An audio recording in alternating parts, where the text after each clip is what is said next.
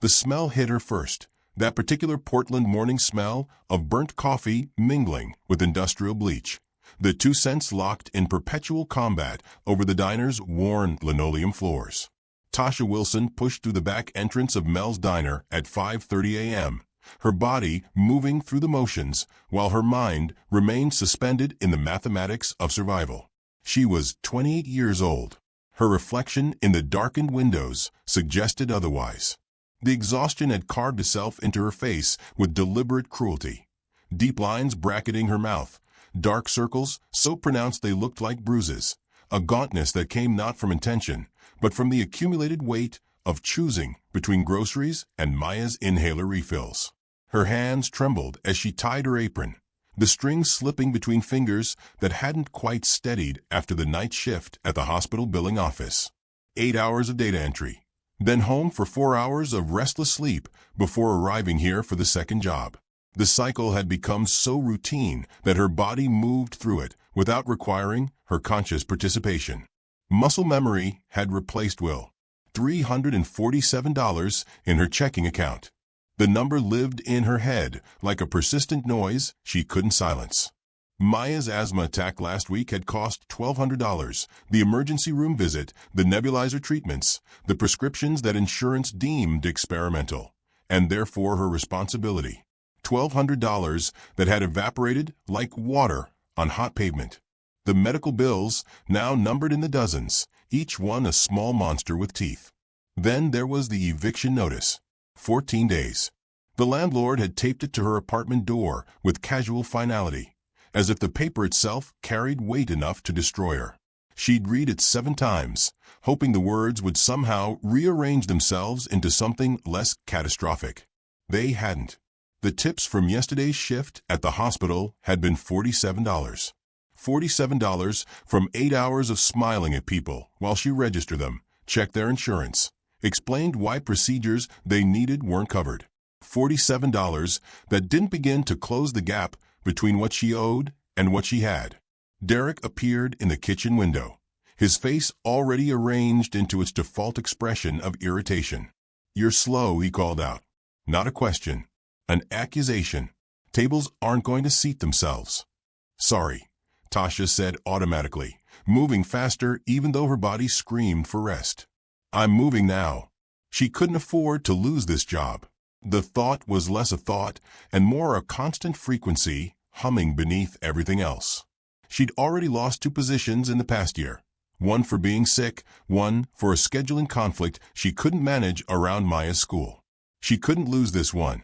There was no room left for loss. She grabbed a coffee pot and began making her rounds through the empty diner, refilling cups that didn't yet exist, preparing for a rush that wouldn't come for another hour.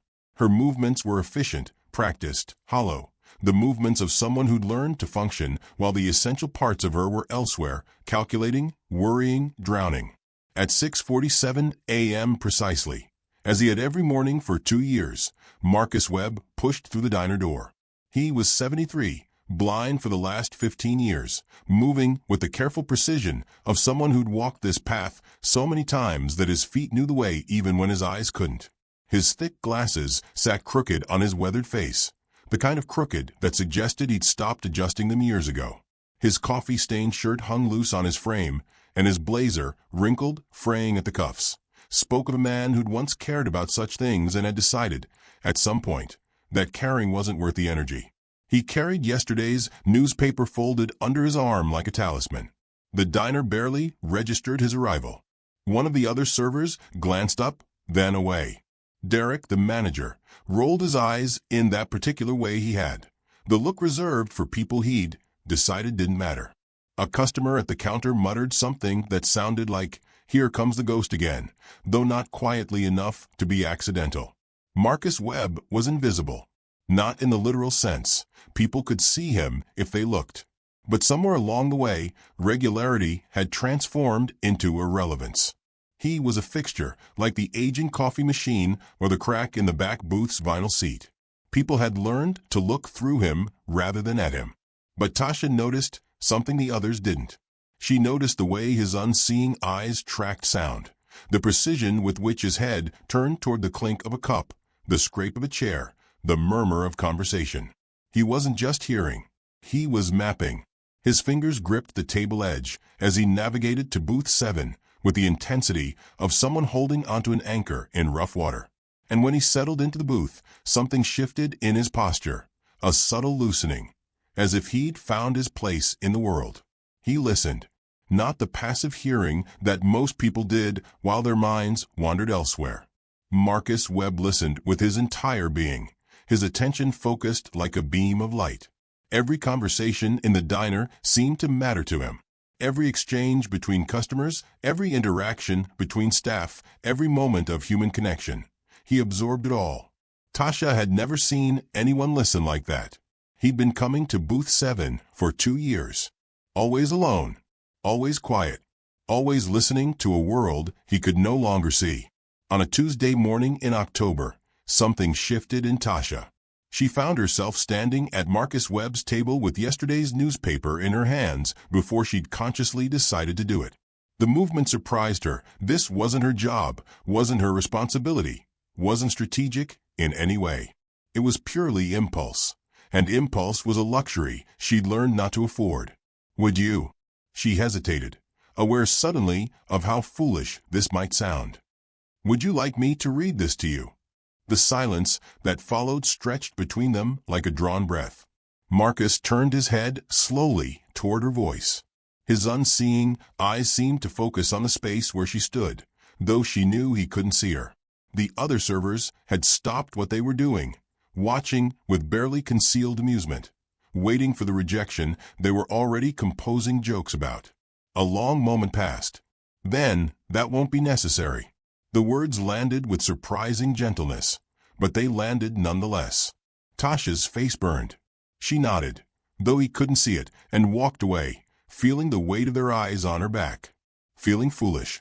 Feeling the particular sting of kindness rejected. Derek laughed from behind the counter. "Trying to be a saint on minimum wage," he sneered. "That's cute. Real cute." Tasha didn't respond. She moved through the rest of her shift with mechanical precision, taking orders, pouring coffee, collecting tips that never quite added up to enough. That night, she lay awake in her small apartment listening to Maya's labored breathing from the next room. Her daughter's asthma seemed worse in the dark, each breath a small struggle that Tasha felt in her own chest. She stared at the ceiling and wondered why she'd offered, why she'd cared enough to ask. It wasn't her job to read to blind old men. It wasn't her responsibility to notice people society had learned to look through. She had enough problems of her own. More than enough. Drowning in them, actually. She should have known better than to waste energy on kindness that nobody wanted. But the next morning, Marcus Webb was back in booth 7. And the morning after that. On the 4th day, as Tasha passed with a fresh pot of coffee, Marcus cleared his throat. The sound was small but deliberate. "The newspaper," he said. "If you're not too busy." She wasn't too busy. Or rather, she made herself not too busy. She set down the coffee pot and sat across from him. The newspaper spread between them like a bridge. So began their ritual. Every morning before the breakfast rush, Tasha would sit in booth 7 and read to Marcus Webb. Not just the headlines, everything. Local business news, human interest pieces, obituaries, weather reports, classified ads.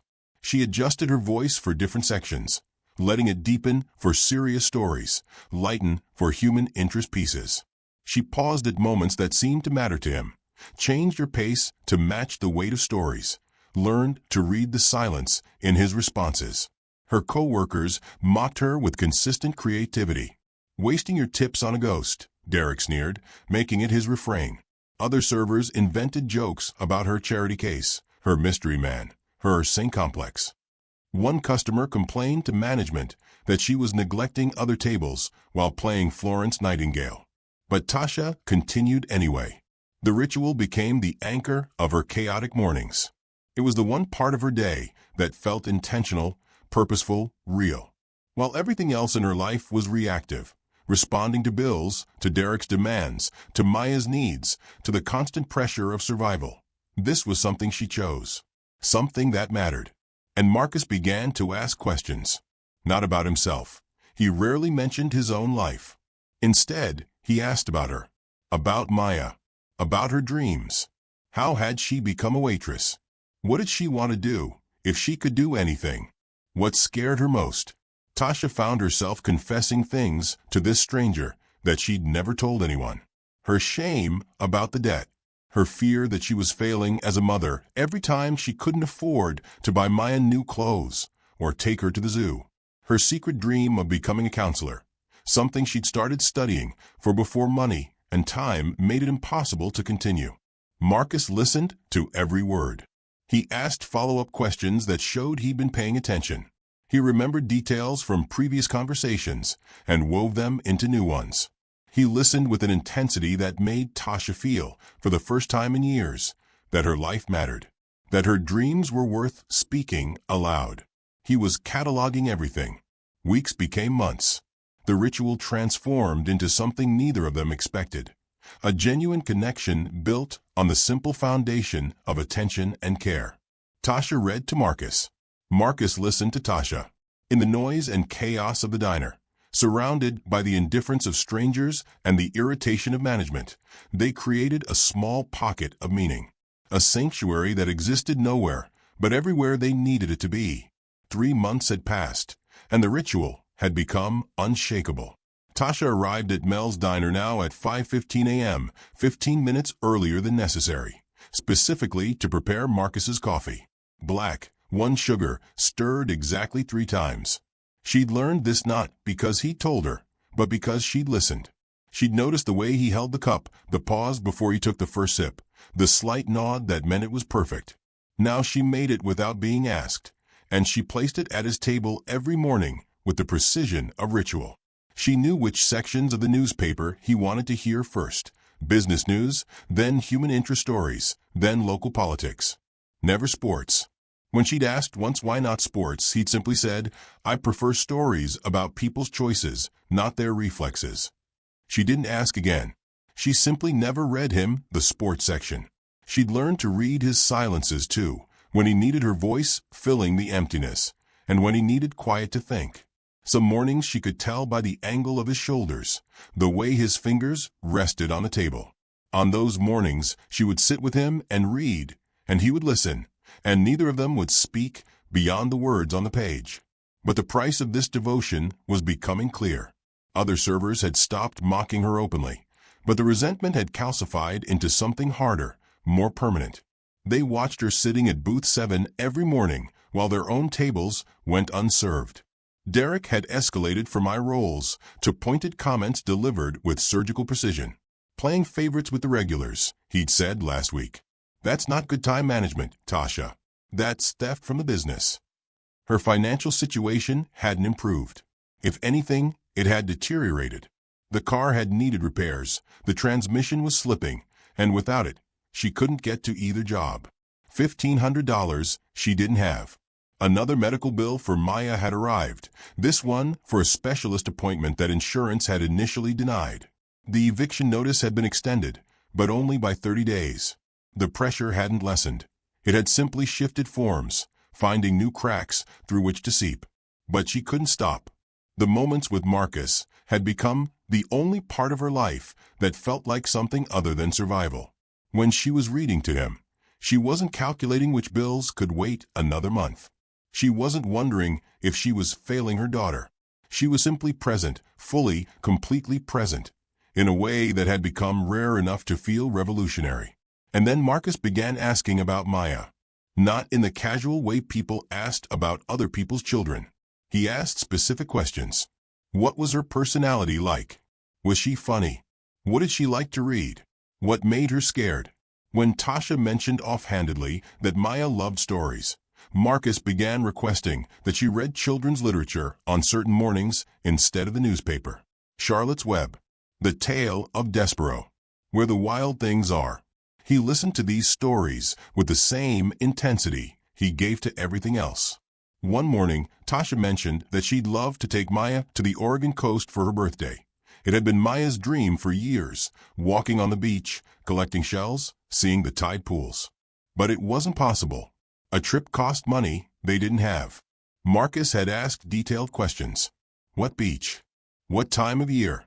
What would Maya want to see most? What would she smell? What sounds did she want to hear? Tasha answered each question, and Marcus listened like her daughter's dream was important. Like it mattered. Like the fact that Tasha couldn't afford to give her child this one experience wasn't a failure of circumstance, but a tragedy worthy of genuine attention. Nobody had ever listened to Tasha that way before. But the sanctuary of Booth 7 existed in sharp contrast to the toxicity surrounding it. Derek's comments had become sharper, more pointed. "You're going to read him to death one of these days, and then what?" he'd said last Tuesday, loud enough that other servers could hear. "He'll die happy in our diner, and we'll have to deal with the liability. You think about that, Tasha? You think about what happens to this business if your boyfriend keels over in Booth 7. Other servers had begun complaining to management that Tasha was neglecting her other tables.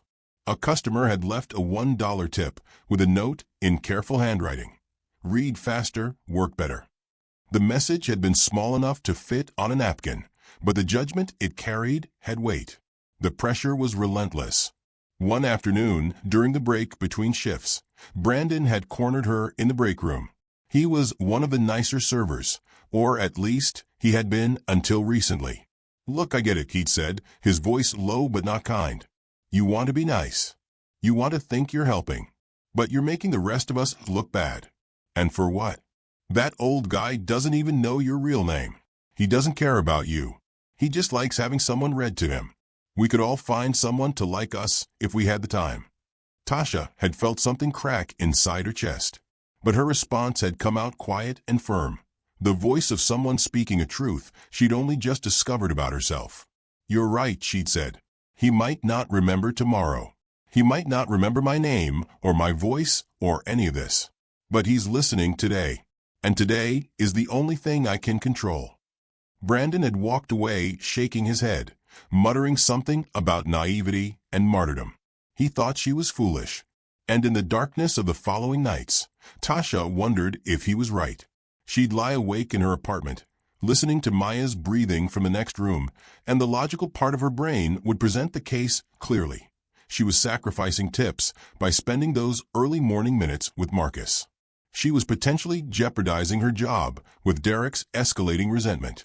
She was choosing something that gave her nothing measurable in return. Financial prudence would demand she stop. Self-preservation would demand she stop. But there was something deeper than logic. Some part of her that had been dormant for so long she'd almost forgotten it existed. A part that still believed in meaning, in connection, in the revolutionary act of noticing another human being when the world had decided they were invisible. That part refused to stop. Unknown to Tasha, Marcus Webb had been conducting his own investigation during those 3 months. He'd been recording her. Not covertly in any malicious sense. He simply activated the small voice recorder in his jacket pocket every morning before she arrived. He captured her voice as she read, those moments when exhaustion made her stumble over words, the places where her voice cracked with emotion. He captured the sound of pages turning, the soft scrape of her chair against the floor, the pause before she asked if he wanted to continue. He was building a collection, a record of kindness. But the recordings were only part of it. From his small apartment overlooking the Columbia River, Marcus had been making calls. Private investigator firms, hospital records offices, community college registrars. He'd hired someone to look into Tasha Wilson's life, something nobody at the diner knew about. He knew about the medical bills. He had copies of them. He knew about the eviction notice. He'd seen the date marked on Tasha's calendar when she'd left it on the table one morning. He knew about Maya's asthma, the frequency of attacks, the cost of treatments. He knew about Tasha's community college transcript, how she'd been studying to become a counselor, the courses she'd completed, the grades she'd earned, all of the A's, and the point at which financial pressure had forced her to withdraw. He'd read her withdrawal letter, where she'd explained that she needed to focus on working to support her daughter.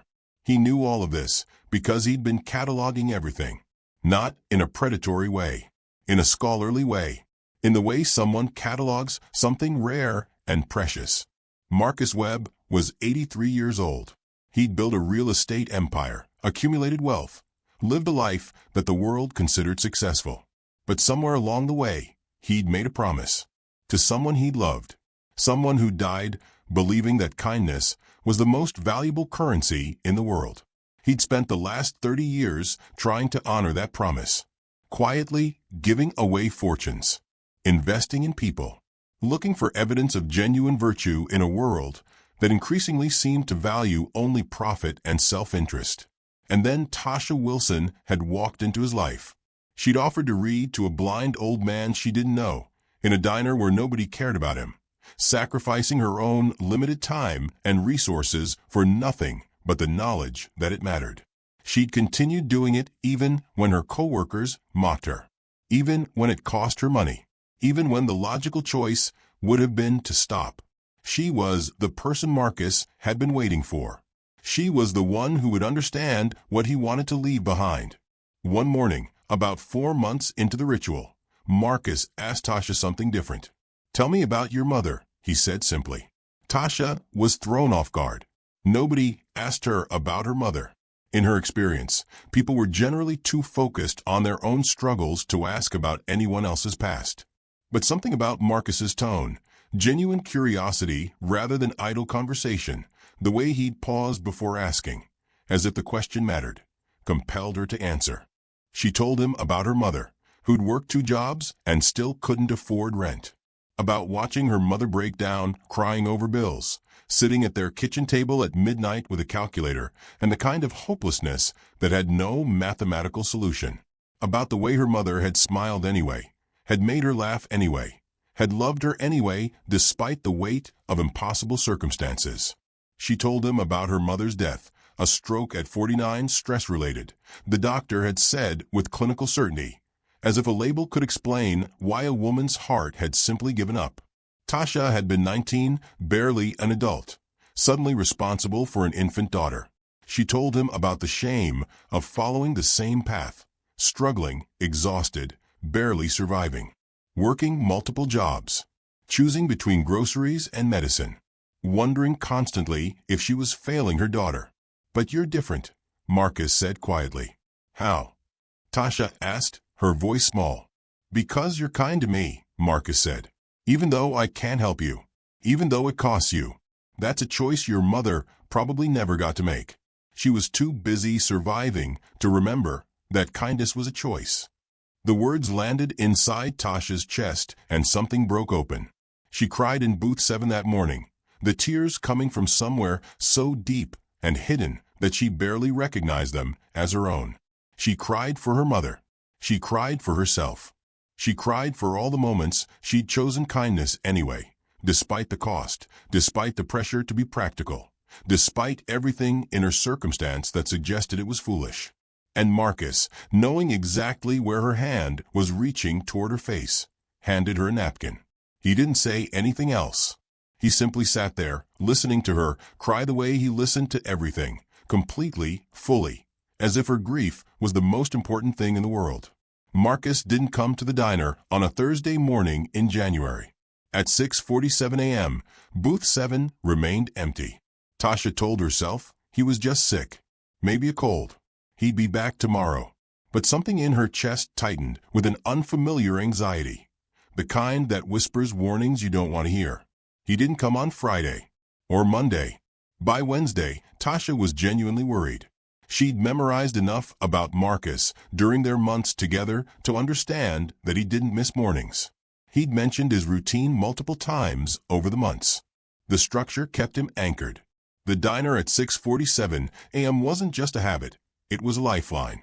It was as reliable as his heartbeat.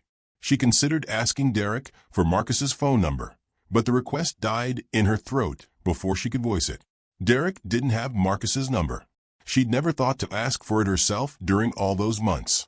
The conversations had lived entirely within the boundaries of booth 7.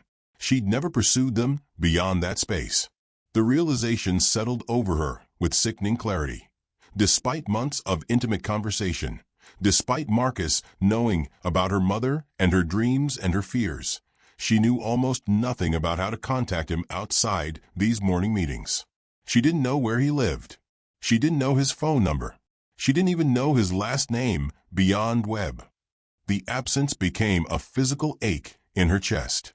Booth 7 felt wrong, empty, incomplete, haunted by the ghost of routine.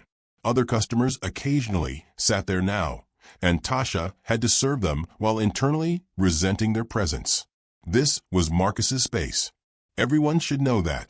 It should have had his name carved into the booth, some kind of claim that said, "This seat is taken. This seat belongs to someone who matters." On Friday, the second Friday without him, Tasha made a decision. After her shift, doing something she'd never done before, she asked Derek about Marcus. Derek didn't have much information. Marcus Webb was a regular, paid cash, came in around 6:47 a.m. most mornings. That was the extent of Derek's knowledge. He didn't know where Marcus lived or how to reach him. He barely seemed to register that the old man had disappeared. Tasha lay awake that night, her mind cycling through impossible scenarios. Did he fall? Was he in the hospital? Had he gotten sick and had no one to help him? The thoughts spiraled into darker territory, the ones she didn't let herself finish. She simply lay in the darkness, wondering, worrying, waiting for a morning that would bring Marcus back through the diner door and prove that all of this was just a temporary absence. That morning never came. The following Monday morning at 7:15 a.m., the front door to Mel's Diner opened with unusual force. The entire diner fell silent. 4 men entered first, all built like they'd been carved from the same block of granite. They wore identical black suits, wireless earpieces in their ears, and the kind of professional intensity that suggested they were accustomed to making people nervous. Their movements were synchronized, purposeful, the kind of precision that came from training and experience. Behind them entered a 5th man, distinguished, silver-haired, perhaps early 70s, wearing a suit that probably cost more than Tasha's monthly rent. His tie was precisely knotted. His shoes were polished to a mirror shine.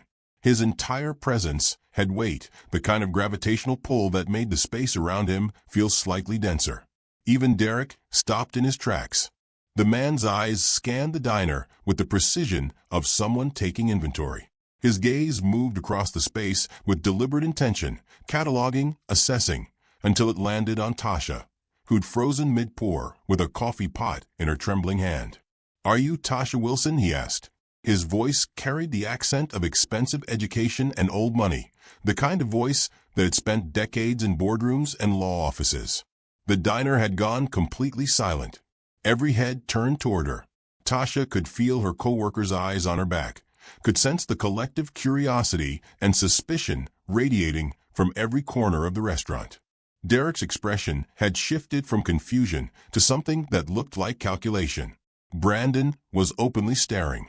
"Ah, yes," Tasha managed. The coffee pot trembled slightly in her hand. "My name is Robertson," the man said, stepping closer. "I'm an estate attorney. I need to speak with you regarding a matter of some importance." The words felt surreal. Estate attorney. Matter of importance. Tasha's mind raced through impossible scenarios. Had she done something illegal? Had someone reported her to some government agency? Was she in trouble? "Is this about what?" she asked, her voice barely audible. Robert Chen's expression didn't change. His face maintained the composed professionalism of someone trained to deliver difficult news with equanimity. "Your presence is required at my office today, regarding the estate of Marcus Webb." The name hit her like a physical force. All the oxygen seemed to leave the room. "Marcus." Tasha's voice came out as a whisper. Is something wrong?" "Mr. Webb passed away peacefully in his sleep last Sunday evening," Robertson said, his voice carrying the practiced gentleness of someone who delivered this news many times before. "His will contain specific provisions regarding you. Your presence is necessary." Tasha felt the floor tilt slightly beneath her feet. Marcus was dead. The man who'd been the anchor of her mornings, her confidant, her unexpected friend, was gone. The man who'd listened to her dreams with an intensity nobody else had ever offered. Gone. The rest of the diner watched with an almost voyeuristic fascination. Derek's face had shifted from confusion to something that looked like suspicion, as if he was trying to calculate what advantage or liability Tasha represented. Brandon was whispering to another server, already spinning narratives. The customers were openly staring, already composing the story they'd tell later. I need to finish my shift, Tasha said numbly, the words coming automatically even though they meant nothing. That won't be necessary, Robertson said, gesturing toward the door. My car is outside. We need to leave immediately. One of the bodyguards opened the diner door. Outside, a sleek black sedan waited, something more expensive than everything Tasha owned combined, gleaming in the Portland morning light like evidence of a world that had nothing to do with her. He was very specific about one detail, Robertson said as he gestured for her to follow. He said you would read him the obituaries every morning at precisely 8:15 a.m., and you would never skip a single word, even when the stories were sad. Tasha stopped walking. How could Robertson possibly know that? It was such a specific detail, so intimate, so private, something that only Marcus would know. Only Marcus would remember. He noticed everything about you, Ms. Wilson, Robertson continued. Everything. The law office was exactly what Tasha imagined expensive would look like. Marble floors stretched before her, polished to such a shine that she could see her own reflection distorted in their surface. A figure in a diner uniform that suddenly looked shabby, worn, fundamentally out of place. Floor-to-ceiling windows overlooked Portland's skyline. The city spread out below, like something from a postcard. Art hung on the walls, actual art, the kind that belonged in galleries, each piece probably worth more than her car. Robertson's office was on the 42th floor. The view was staggering in a way that made Tasha's head spin slightly. She could see the Willamette River winding through the city, the bridges connecting the neighborhoods, the entire geography of her struggling life laid out below her in miniature. She'd never been anywhere like this. She was acutely aware of every detail that marked her as out of place. The stain near her collar, coffee probably, from this morning's rush before everything had changed. The worn fabric of her uniform, the color faded in places where she'd washed it too many times. The shoes with the heel worn down on one side. All of it screamed that she belonged in diners and break rooms, not in towers that touched the sky. Robertson settled behind an imposing desk and opened a leather folder with a kind of methodical precision that suggested he'd done this many times before. His movements were economical, purposeful. This was a man comfortable with gravity and weight. Before we proceed, he said, his voice carrying that same practiced gentleness from the diner, I should inform you that there are other beneficiaries present. They've been waiting. He gestured, and Tasha noticed for the first time that there were two other people in the room. She'd been so disoriented by the space, the height, the sheer weight of expensive surfaces, that she'd somehow missed them. The woman was in her late 40s, with sharp features and designer clothing that fit her like armor. Her expression was one of tightly controlled irritation. The man beside her was perhaps early 50s, with the softened features of someone who'd spent his life making money without earning it. He looked at Tasha with barely concealed amusement, as if she were a puzzle he was trying to solve. This is Victoria Webb Harrison, Marcus's daughter, and her husband, Richard, Robertson explained. They are the primary beneficiaries of Marcus's estate. Victoria's eyes narrowed as she looked at Tasha. Who exactly is this? She asked, her tone suggesting she already knew the answer and didn't like it. The words carried a weight that went beyond simple curiosity. There was possession in her voice, a sense that she believed she already knew how this story should unfold. This is Tasha Wilson, Robertson said. She's mentioned specifically in your father's will. The atmosphere in the room shifted immediately. It was palpable, a change in air pressure, a tension that hadn't existed moments before. Richard leaned back in his chair with an expression of dark amusement, as if something entertaining was about to unfold. Victoria's jaw tightened, and her fingers gripped the armrest of her chair. Mentioned how? Victoria demanded. We'll get to that, Robertson said evenly. He adjusted his glasses and opened the folder before him, revealing pages of legal text. I, Marcus Edmund Webb, being of sound mind and body, Do hereby bequeath. The words hung in the air like a threshold being crossed. The will reading unfolded in layers, each one precisely calculated to build toward something larger. First came the primary inheritance. The bulk of Marcus's liquid assets, approximately $8 million, was divided between Victoria and Richard, with strict conditions attached. The money came with stipulations about how it could be used, oversight from a trust manager, and detailed requirements about charitable giving. The legal language was dense and complex, filled with clauses and contingencies that suggested Marcus had thought carefully about exactly what his daughter should and shouldn't be allowed to do with his wealth. Victoria's face flushed with anger as Robertson read through the provisions. Her shoulders tensed, and her breathing became noticeably faster. $8 million, she hissed through clenched teeth. That's it? After I spent the last 5 years caring for him. There was something in her voice that suggested she'd done exactly that, cared for him, but perhaps not in the way Marcus might have wanted. Perhaps not in the way Eleanor would have wanted. There are conditions, Robertson reminded her, his voice remaining calm and level. He continued reading the legal language around trust management, tax implications, and restrictions on how the funds could be accessed. The message was implicit but clear. Marcus hadn't trusted his daughter with unlimited access to money. He'd put safeguards in place. He'd anticipated that she might not use it the way he hoped. Victoria's disappointment was palpable. She'd expected more, much more. The arithmetic of her expectations had clearly included larger numbers, fewer restrictions, more complete control over the resources her father had accumulated over a lifetime of careful acquisition. Richard reached over and squeezed her hand, the gesture suggesting that they discussed this possibility beforehand and had decided it was unacceptable. Additionally, Robertson continued, his voice carrying that measured cadence that suggested more was coming, I bequeath to my daughter, Victoria Webb Harrison, the family property in the Pearl District, a commercial building currently valued at approximately $4.2 million. Victoria perked up slightly at this news. Her expression shifted from disappointment toward something resembling interest. A building was tangible.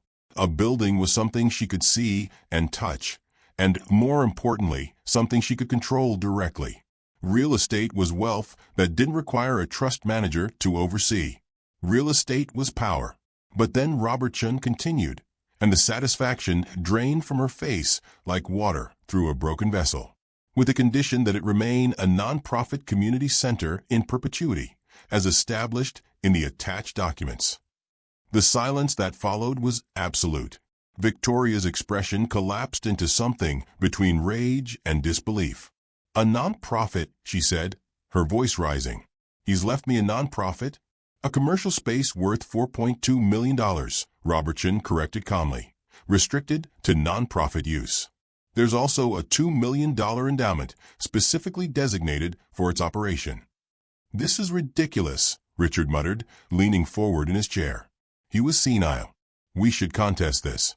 There's no way he was in his right mind when he made these decisions. Robertson didn't respond.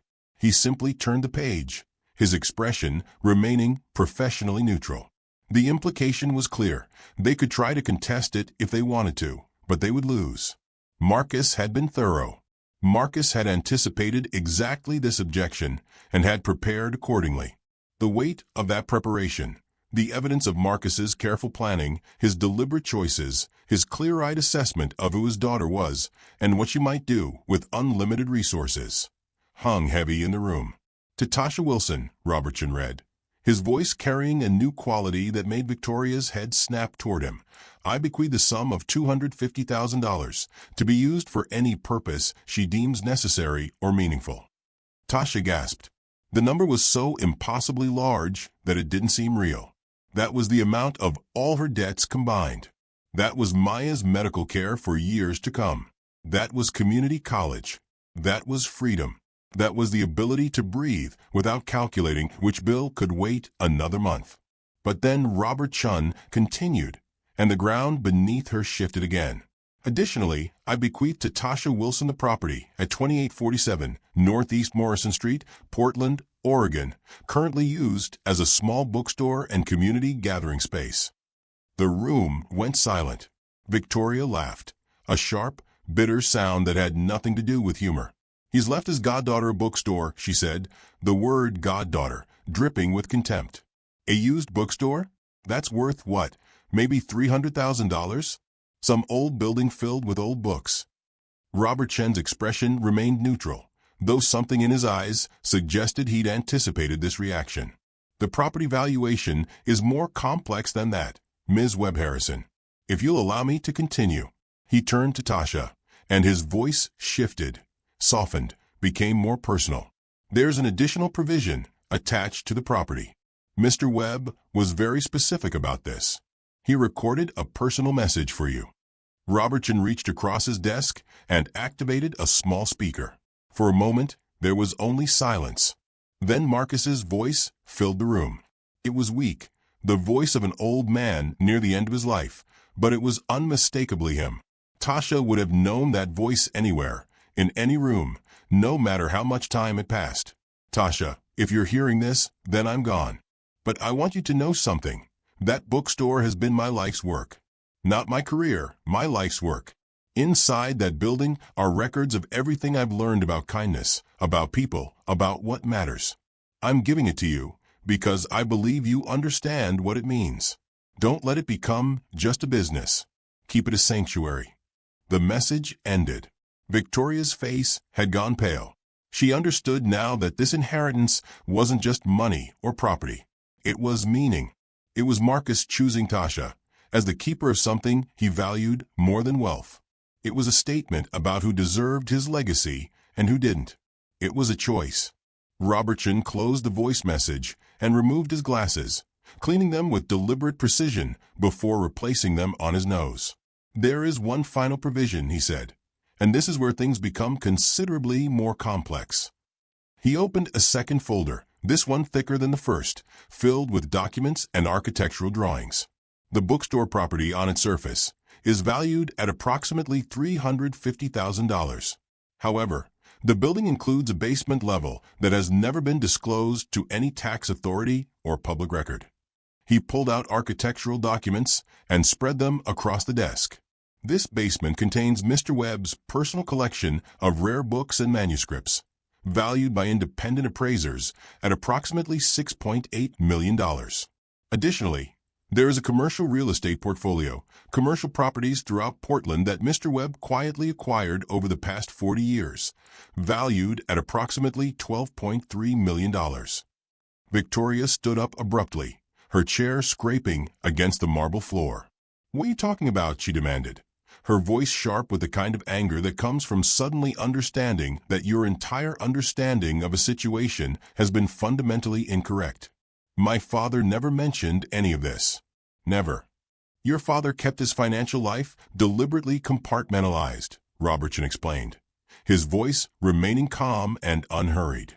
His public face, the modest blind man who came to Mel's diner every morning, was authentic, but his private financial life was quite extensive, deliberately hidden from view. He turned to Tasha, and his voice took on a quality of explanation, as if he were teaching her something important. "The bookstore that was bequeathed to you is not just a bookstore. It's the administrative center for a real estate empire. The building itself generates approximately $400,000 in annual revenue from the commercial properties managed through it. That revenue is then distributed according to your father's explicit instructions, primarily to charitable organizations focused on community development and support for people in financial crisis." Tasha couldn't breathe. This was impossible. This was something that happened in movies and novels, not in the lives of waitresses with eviction notices and daughters with asthma. This wasn't real. "There's a management team already in place," Robertson continued. "They handle all day-to-day operations. The financial infrastructure has been running smoothly for years. You would inherit both the property and the income stream, but you would not need to be involved operationally unless you choose to be. The systems are already established." "This has to be contested," Victoria said through gritted teeth, her face flushed with rage. He was manipulated. She manipulated him. There's no other explanation for this. Actually, Robertson said, pulling out another document with the air of someone producing a final piece of evidence, your father anticipated this exact objection. He had a comprehensive psychological evaluation 6 months before his death, confirming his complete mental competence. He also recorded an extensive explanation of his reasoning, a video, not just audio. He wanted to address potential family disputes directly. He looked directly at Victoria, and his expression was not unkind, but it was firm. He wanted to leave a message for you as well. He recorded it specifically for this moment, for the possibility that you might question his decisions. He said he'd understand if you chose not to hear it. He said he'd understand your anger. But he also said he hoped you would listen anyway. Victoria's face hardened into something impenetrable. I don't need to hear anything from him. Robertson didn't push. He simply nodded and turned his attention back to Tasha. Before we conclude, there's one more thing. Your father, Mr. Webb, left you a personal letter. He asked that you read it privately before making any decisions about the inheritance. He reached into a drawer and withdrew an envelope. It was sealed with wax, marked with an imprint that looked almost like a seal or stamp. The front bore her name written in shaky, but unmistakably deliberate handwriting. Tasha. He handed it to her carefully, as if the paper itself was precious. Robertson escorted Tasha to a private office, smaller than his own, but no less impressive. The windows here looked out over the city in a different direction, the river and the bridges, and the whole sprawling map of Portland's east side. He left her alone with instructions to take as much time as she needed. Tasha sat in an expensive leather chair that seemed designed for people with important decisions to make. She held the envelope in her hands, feeling its weight. The wax seal was surprisingly fragile. One pressure point and it would crack. She opened it carefully. Inside, on handwritten paper, real paper, expensive paper, was a letter written in Marcus's unmistakable handwriting. The letters were uneven from his blindness, each one placed with deliberate intention, as if the physical act of writing had required great concentration and care. She read, Dear Tasha, if you're reading this, then I've crossed over to whatever comes next. I hope there's good coffee where I'm going. I need to explain something to you, and I need you to understand it before you make any decisions about what I've left you. Because what I've left you isn't really about money or property or buildings. It's about a promise, and you deserve to know what that promise is. 53 years ago, I was a different man. I had a wife. Her name was Eleanor. She was the kind of person who stopped to read to homeless men on the street. She volunteered at hospitals and taught at community centers. She believed that kindness was the most important currency in the world.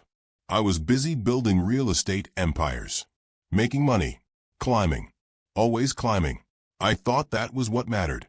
I thought that accumulation was the point of living. Eleanor would come home and tell me about the people she'd helped that day.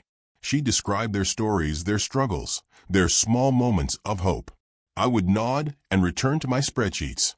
I didn't understand then what she was building while I was obsessing over what I was accumulating.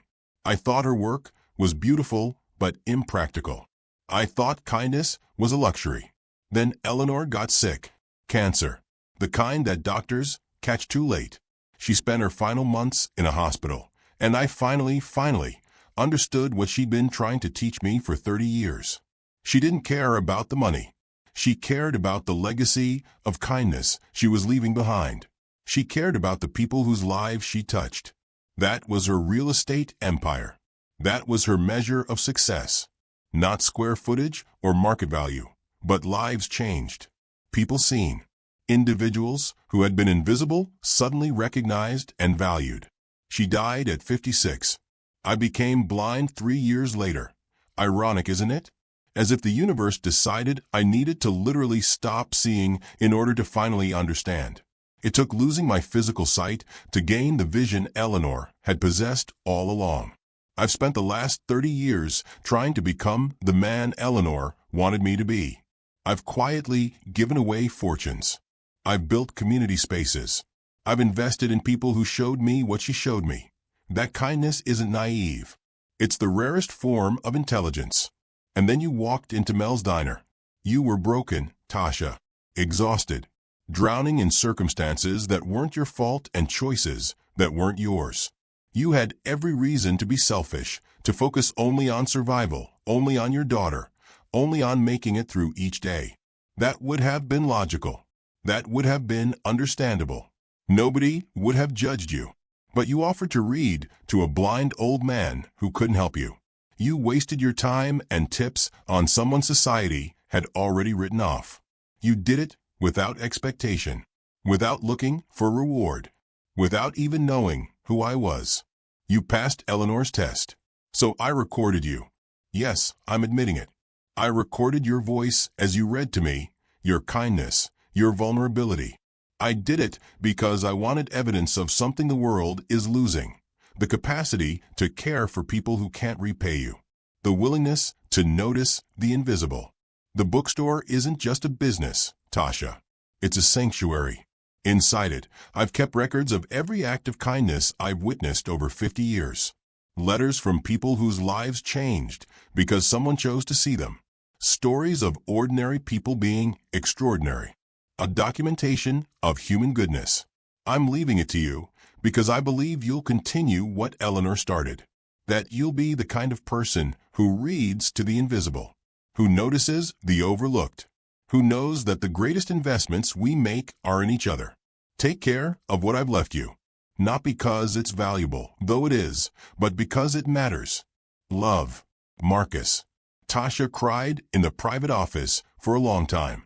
She cried for Marcus, for the man she thought was invisible, and who had seen her completely. She cried for Eleanor, for the woman she'd never met, but whose vision had shaped everything that had just happened. She cried for every moment she'd almost given up on kindness, but chose to continue anyway. She cried because someone finally, after all this time, had noticed that her goodness mattered. Robert Chun allowed her privacy for an hour. When he returned, Tasha had made a decision. I need to see the bookstore, she said quietly. Her voice was steady, though her hand still trembled slightly. Of course, Robert Chun responded. But before you do, you should know that accepting this inheritance comes with significant tax and legal implications. I'd recommend consulting with a financial advisor. There are decisions to be made about the real estate portfolio, about tax strategy, about how to structure things so that the income continues to flow toward charitable purposes. Okay, Tasha said, but I need to see it first. I need to understand what he's left me before I make any decisions about what to do with it. The bookstore was on Northeast Morrison Street, a narrow brick building squeezed between a coffee shop and a vintage clothing store. From the outside, it looked exactly like what it appeared to be, a small, modestly successful used bookstore. The kind of place that existed in most neighborhoods, unassuming, overlooked, the sort of business that people passed by without really seeing. But when Tasha walked inside, she understood. The walls were floor-to-ceiling books. Thousands of them. The air was thick with a smell of paper and leather and time, a scent that seemed to have accumulated over decades. In the corner, there was a small seating area with comfortable chairs and soft lighting. Reading tables. A counter with a register and a handwritten sign in Marcus's shaky script. Free coffee for readers who need quiet. And on the back wall, there was a door. Robert Chun used a key to open it, revealing a narrow staircase leading down into darkness. The basement was remarkable. It was climate-controlled, temperature-regulated to preserve fragile materials. Organized like a library, with a classification system that suggested years of careful curation. Hundreds of rare books, first editions, manuscripts, medieval texts, contemporary literature. Everything organized by some system that made sense only if you understood Marcus's particular form of love. But interspersed among the books were filing cabinets. Metal cabinets, dozens of them, filled with something far more precious than rare books. Tasha opened one drawer at random and pulled out a file. Inside was a newspaper clipping about a nurse who donated her kidney to a stranger. Handwritten notes from Marcus, dates, context, observations about the nurse's character. A letter from the recipient years later, describing how the donation had saved his life and changed his trajectory. He'd gone on to become a social worker, the letter explained. He'd helped 47 people in crisis situations. It all traced back to one act of kindness. Another file. A story about a teacher who spent weekends tutoring homeless students for free. Marcus's handwritten observations about her character. Letters from students describing how her kindness changed their trajectories. One student had gone to college, then became a counselor, and was now helping other people find stability. Another file. A photograph of Marcus as a younger man, with a woman who must be Eleanor, both of them smiling at something outside the frame. They looked happy in the way people look happy when they're looking at the world and seeing possibility. He's been documenting kindness for 30 years, Tasha whispered, understanding settling over her like snow. Yes, Robertson confirmed. This building is his life's work. The business operations upstairs generate enough revenue to maintain it indefinitely, but the real purpose, the actual purpose, is preserving these records and continuing to identify people like you. People who choose kindness even when it costs them. Tasha understood now. She wasn't just inheriting a bookstore and a real estate portfolio and a collection of rare books. She was inheriting a mission. She was inheriting Marcus's quest to document and celebrate human goodness. She was inheriting Eleanor's vision, the belief that the most important investments we make are in each other.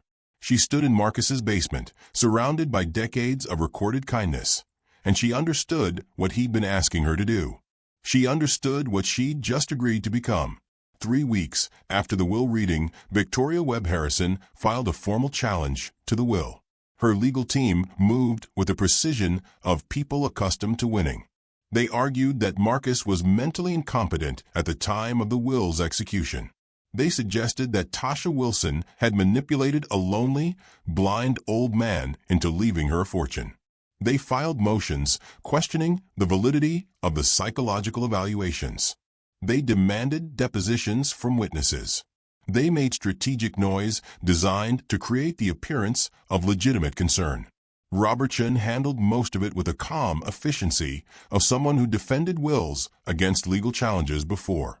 But he kept Tasha informed of the situation, meeting with her regularly to explain the legal proceedings in language she could understand. She won't win, he assured her during one of these meetings.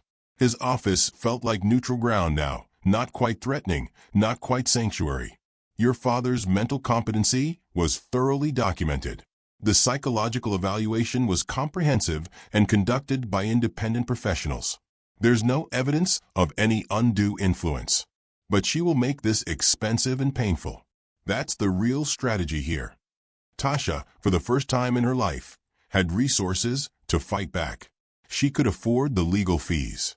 She could afford to defend herself.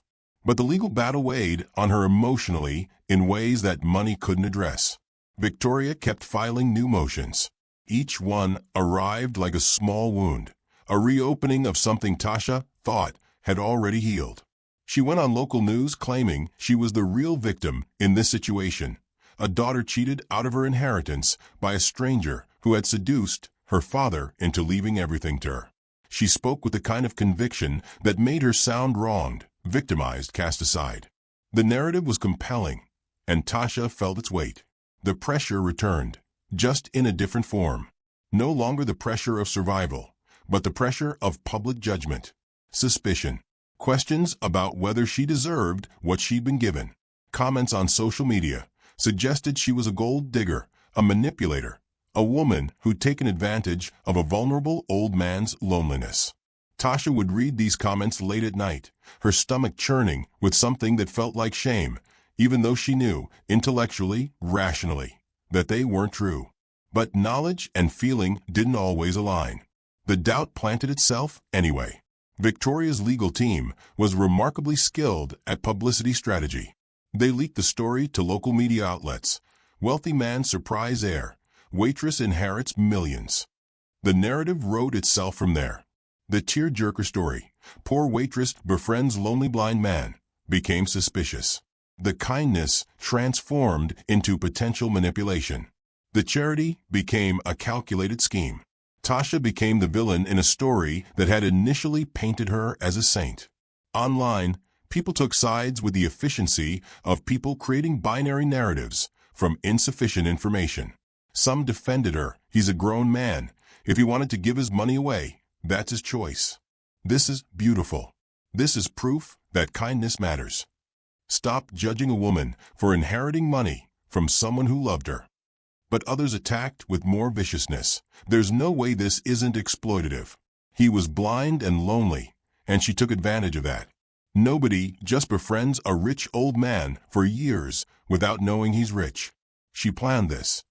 She manipulated him. She saw an opportunity, and she took it. Tasha felt the judgment like physical weight. It settled into her shoulders. It lived in her chest. It followed her through the grocery store and the bookstore and the hallways of Maya's school. Maya came home one afternoon with red-rimmed eyes and asked quietly if the kids at school were calling her mother a gold digger.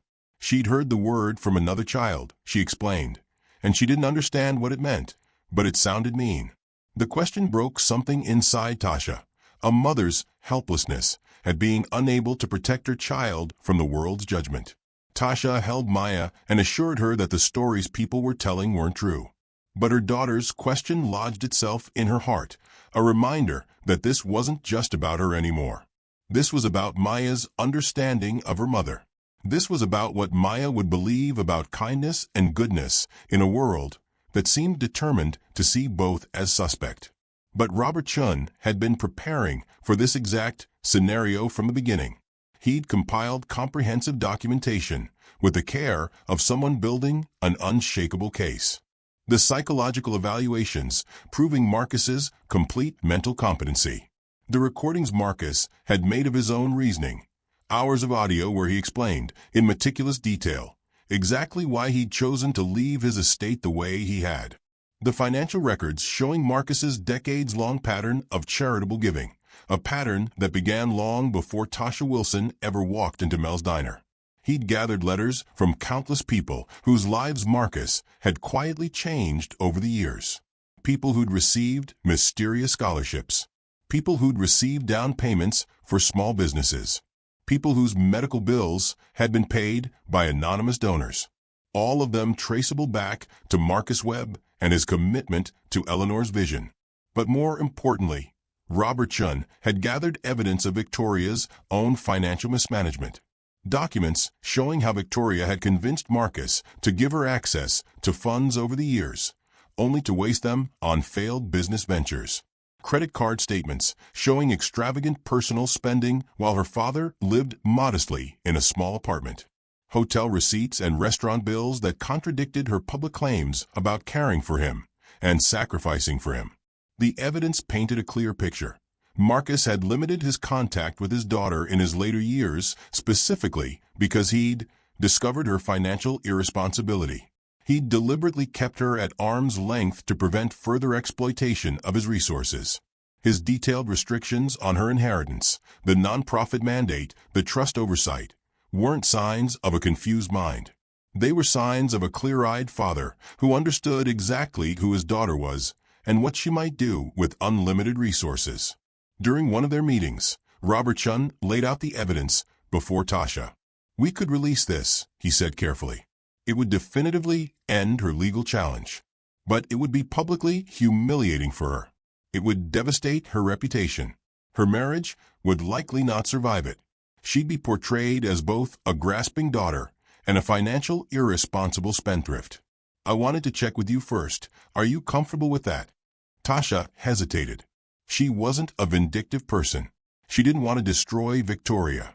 But she also understood that lies had consequences. That allowing false narratives to stand was itself a kind of destruction. The destruction of truth. "Yes," she said finally. "But I want to do it myself. I want to tell the story. Not my lawyer. Not a press release. I want to stand up and speak the truth." Robert Chun nodded, as if he'd expected exactly this response. Robert Chun arranged a press conference. Not to announce something, to tell a story. It happened in the ballroom of a downtown Portland hotel, the kind of space designed for important conversations and formal proceedings. Media outlets had sent representatives. Lawyers filled the back rows. Interested parties gathered. Victoria and her legal team were present, expecting to present their case, expecting to control the narrative. Instead, Tasha stood at a podium with documentation displayed on screens behind her and told the truth. She told the story of how she met Marcus, not as a mark to exploit, but as a person to serve. She described the ritual of reading the newspaper every morning because she'd seen someone who was invisible and had chosen to see him. She described the conversations about her dreams and her daughter and her fears. She described a man who listened with an intensity that suggested he understood something profound about the value of human connection. "I didn't know Marcus Webb was wealthy," she said, her voice steady despite the media cameras pointed at her face. "I read to him because he was kind to listen, and because kindness in this world is so rare that when you find it, you hold on to it." She then presented the documentation, the financial records showing Marcus's decades of charitable giving, the psychological evaluations proving his complete mental competency, the recordings of Marcus explaining his own reasoning. His voice played for the room to hear. Marcus Webb was not a confused old man, Tasha said. He was a man who understood, after a lifetime of chasing money, that what mattered was people. That's not manipulation. That's wisdom. She paused, gathering herself. Then she turned her attention directly to Victoria, her gaze steady and unafraid. "I don't hate you," Tasha said quietly, and the room fell silent to hear her. "I don't think you're evil. You're angry because you feel like you lost something. I understand that. But I won't let you rewrite your father's story to make yourself the victim. He made a choice. He was clear about it, and it was his right." The room erupted. Media outlets immediately began reporting. The narrative shifted with surprising speed. Victoria became the aggressive daughter, trying to overturn her father's will out of greed, not the wronged heir. The documentation was so comprehensive, so clearly organized, that there was no space for competing interpretations. Her legal case collapsed within days. Her lawyer withdrew. The challenge was dismissed. But more importantly, the public conversation changed. Suddenly, people were talking about Marcus's wisdom instead of Tasha's supposed manipulation. They were discussing the nature of kindness and whether it was worth defending. They were asking themselves whether they would have had the courage to keep reading to an invisible old man, even when it cost them. Tasha had told the truth, and the truth had set her free. With the legal battle concluded, Tasha began the real work, understanding what Marcus had left her and continuing his mission. She hired a management team to handle the real estate portfolio, professionals who understood the business side, who knew how to optimize revenue streams and manage commercial properties. They were efficient and competent, and she trusted them to maintain what Marcus had built. She didn't need to understand the details. She just needed to ensure that the income continued to flow toward the purposes Marcus had intended. But the real estate portfolio wasn't where her focus went. She devoted herself entirely to the bookstore and Marcus's archive. She discovered that Marcus's system was more sophisticated than it had initially appeared. He'd categorized acts of kindness. He'd documented patterns of human generosity.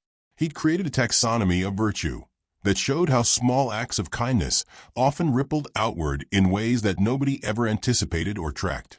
There was a file, for example, about a man who gave his lunch to a homeless person on a random Tuesday in 2008.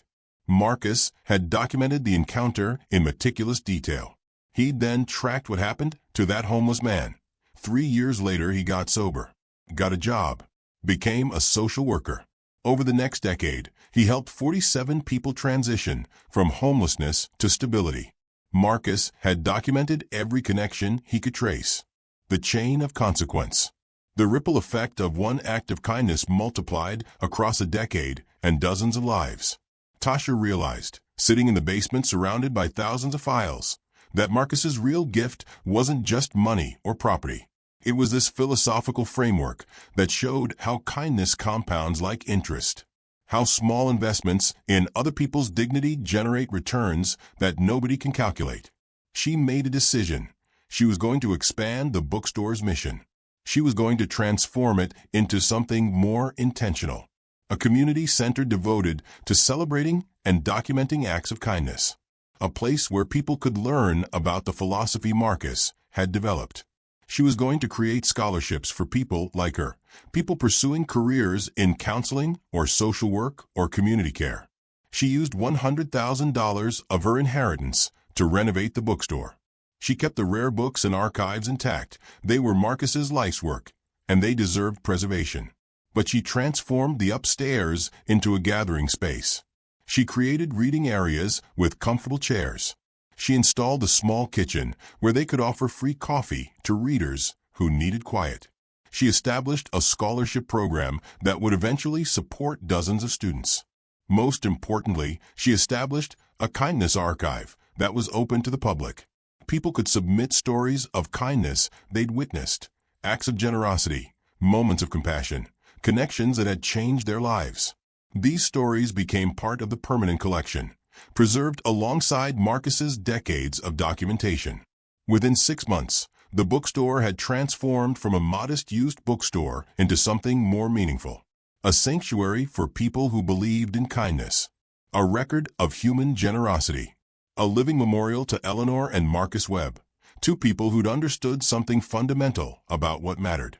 But perhaps the most profound change was in Tasha's personal life. With the inheritance, she paid off all medical debt. Every hospital bill, every specialist appointment, every medication cost, all of it erased. Maya could get treatment now, without the weight of financial stress complicating her care.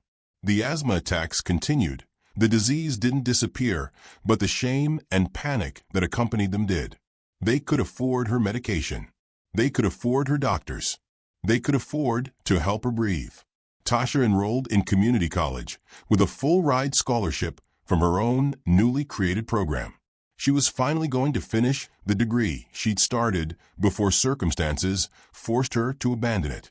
She was going to become a counselor, just as she'd dreamed when she was younger, and still believed that her dreams mattered. She moved with Maya to a safe, stable apartment in a good neighborhood. A real apartment, not a place held together by anxiety and the threat of eviction. For the first time in her life, the constant pressure of survival eased. Not disappeared. She understood now that it would always be part of her, but eased enough that she could breathe without calculating which bill could wait another month. More importantly, Tasha modeled something different for her daughter. She showed Maya that kindness was a choice, and that it was worth choosing even when circumstances were difficult. She showed her that noticing people mattered, that seeing the invisible was a form of power, that the greatest inheritance you could leave anyone was evidence that you'd noticed them, that you'd valued them, that their life had mattered to you. Maya, now 9 years old, became fascinated by her mother's work at the bookstore. She would come after school and help organize the kindness archive. She'd read through files, looking for patterns.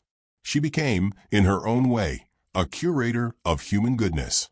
She understood, in the way that children understand important things, that her mother was doing something sacred, something that mattered. One evening, as Tasha was closing the bookstore, preparing to lock up and head home to Maya, she noticed something she hadn't seen before. On the back of one of Marcus's archival files, the oldest ones, from decades past, there was a handwritten note in his shaky script. She recognized the handwriting immediately. She'd seen it in the will, in the letters, in the years of careful documentation. It read, "The greatest investments we can make are not in properties or portfolios, but in people. A simple act of kindness, offered without expectation of reward, can ripple outward in ways we never see. If you're reading this, you were that act of kindness. You were the investment that mattered. Now invest in others the same way." Tasha sat in the darkness of the bookstore, surrounded by thousands of stories of human kindness, and she understood the full weight of what Marcus had trusted her with. It wasn't just a business. It wasn't just a real estate empire or a collection of rare books or scholarship funds. It was a legacy of believing in people. It was a commitment to seeing the invisible. It was the work of being Eleanor, the work Marcus had spent his life trying to do, and that he'd now passed to Tasha.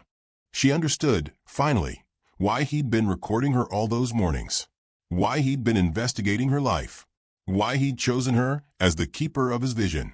He'd been looking for someone who understood that the most important currency in the world wasn't money or power or status. It was attention.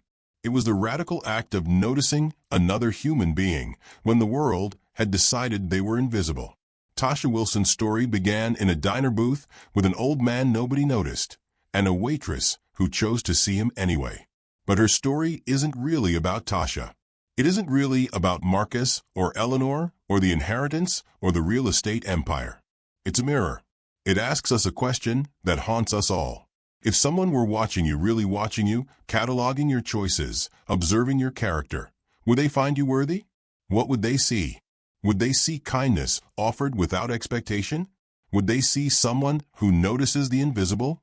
Or would they see someone too busy, too tired, too focused on survival to care about anyone outside their immediate circle?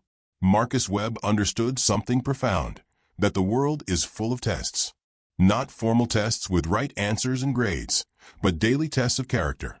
Will you read to the blind man nobody talks to? Will you listen to the exhausted person who has nothing to give you? Will you see the people society has decided are invisible? Tasha passed the test. Not because she was perfect, not because she knew that Marcus was wealthy, or because she was hoping for a reward. She passed because she chose kindness anyway. She chose it when she was exhausted from working 2 jobs. She chose it when her coworkers mocked her. She chose it when she had nothing material to gain. That choice changed her life. But more importantly, it allowed her to change the lives of others. So ask yourself today, what tests are you facing? Who is invisible in your world? And if someone were truly watching, truly cataloging your character, would you be someone they'd want to entrust their legacy to? Because that's what kindness really is, an investment in a future you might never see. A legacy built on the faith that good things matter. A promise that noticing people, caring for them without expectation of reward, is the greatest wealth anyone can leave behind. Marcus Webb left Tasha Wilson a bookstore and a real estate portfolio and rare books worth millions. But what he really left her was something far more valuable, evidence that her goodness had been noticed, that it had mattered, that kindness, when offered genuinely and sustained faithfully, changes the world. Thank you for watching. Please like, subscribe, and share this story with someone who needs to know that they matter. And in the comments, tell us, who is the invisible person in your life that you could choose to see today?